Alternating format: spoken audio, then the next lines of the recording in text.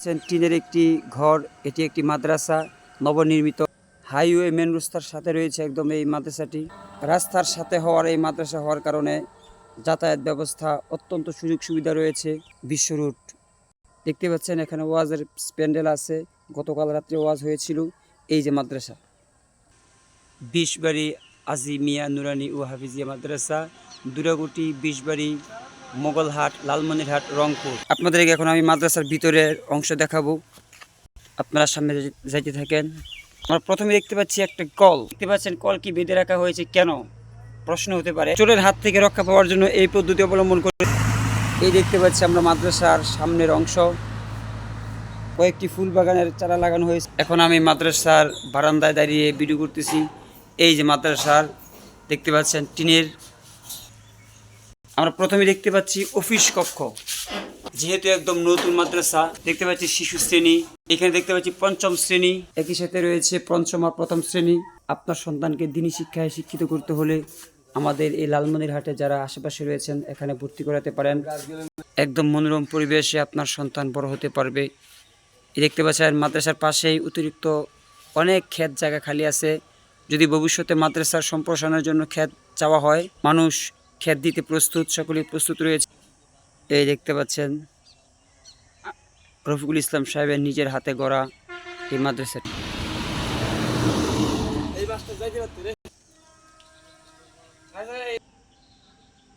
আসসালামু আলাইকুম হুজুর, এই মাদ্রাসার প্রিন্সিপাল কি আপনি? ওয়ালাইকুম আসসালাম রাহমাতুল্লাহ। আলহামদুলিল্লাহ, দায়িত্বে আছি আমরা। আপনার পরিচয়টা? মোহাম্মদ রফিকুল ইসলাম।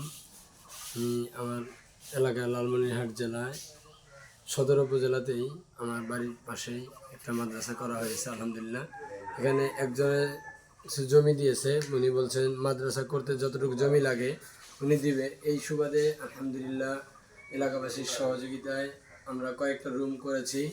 এই রুমগুলোতে আলহামদুলিল্লাহ আমরা শিশু শ্রেণী, প্রথম শ্রেণী এবং দ্বিতীয় শ্রেণীর মধ্য দিয়ে আমরা নুরানি বিভাগ দিয়ে শুরু করেছি। আলহামদুলিল্লাহ এই পাশে আমাদের জায়গার অবস্থান রয়েছে। যদি আমরা কিছু টাকা পয়সার অবস্থান হয়ে যায়, আমরা একটা ঘর নির্মাণের মাধ্যম দিয়ে হেফজ বিভাগ করে দেবো ইনশাআল্লাহ। আলহামদুলিল্লাহ অনেক ছাত্র আছে, কিন্তু আমরা ঘরের কারণে ছাত্রগুলো কি অনাবাসিক?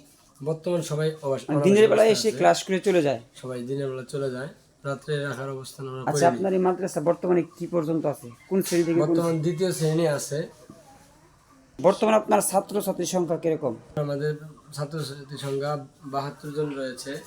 আসলে এখানে মেন রোডের সাথে আমরা আবাসিক না করার কারণে ওইভাবে অত আগাইতে পারি নাই। আপনার শিক্ষক শিক্ষিকা কতজন? বর্তমানে আমাদের এখানে শিক্ষক শিক্ষিকা আছে 3 জন। এদের বেতন? এদের বেতন ছাত্রদের মাধ্যমে এখানে প্রত্যেক ছাত্রের কাছ থেকে কত করে নেন? ছাত্রদের কাছে সর্বোচ্চ আমরা 250 টাকা নেই। 250 টাকা মাসিক বেতন? মাসিক বেতন। আমরা আলহামদুলিল্লাহ অবস্থান আগাচ্ছি। যদি আরো একটু আমরা সহযোগিতা পাই, এলাকাবাসী সহযোগিতা যতটুকু করতে পারতেছি। আসলে আমাদের রংপুর লালমনিরহাট জেলাটা অবহেলিত এলাকা। এই এলাকায় আলেম ওলামা কম থাকার কারণে আমরা ওইভাবে কাজ করতে পারি নাই। আলহামদুলিল্লাহ আমাদের বন্ধু বান্ধব অনেকেই এভাবে মাদ্রাসা শুরু করেছে। রংপুর বিভাগে খুব অল্প কয়েকটা মাদ্রাসা রয়েছে। লালমনিরহাট জেলা একটা, এখানে এখন পর্যন্ত একটা দাওরা হাদিস মাদ্রাসা এখন পর্যন্ত হয়। আমরা শুরু করেছি এই মাদ্রাসা, একটা দাওরা হাদিস মাদ্রাসা করার চিন্তাধারা, যেহেতু মেন রাস্তার সাথে রয়েছে এবং আলহামদুলিল্লাহ সুন্দর রয়েছে।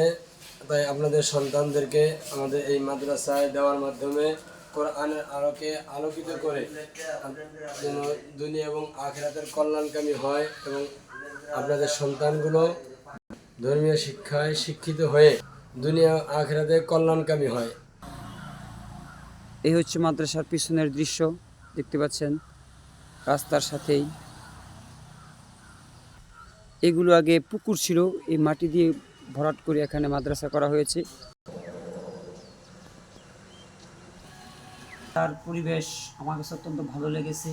মাদ্রাসা যে রফিকুল ইসলাম সাহেব অত্যন্ত কষ্ট করে মাদ্রাসা, এখানে কিন্তু একটা ঘনবসতি এলাকা থাকা সত্ত্বেও কোনো মাদ্রাসা নাই। রাস্তার সাথে প্রতিটি জায়গা এখানে পুকুর ছিল।